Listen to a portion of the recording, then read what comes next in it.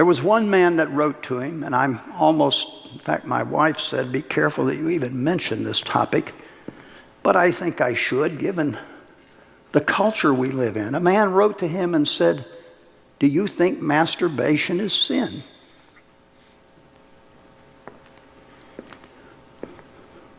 I've copied this letter and given it to hundreds of men. And Lewis said, well, we've come a long way from believing that it's going to cause all kinds of physical or mental problems. He said, but I'll tell you there's a huge problem. And let me just summarize what he said in a very long letter. He said, the Lord is calling us to get outside of ourselves. In fact, the great sin, the sin of pride, is we want to get absorbed with ourselves. Always about us.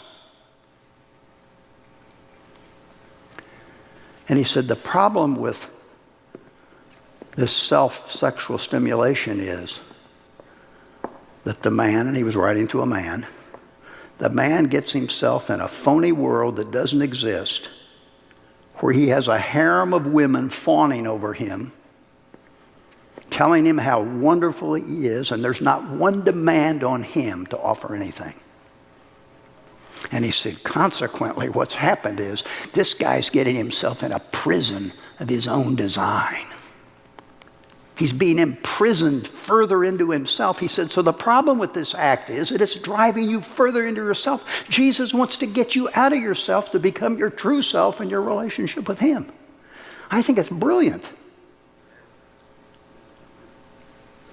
It's brilliant. And he took time to write about these things to people because he knew it was important.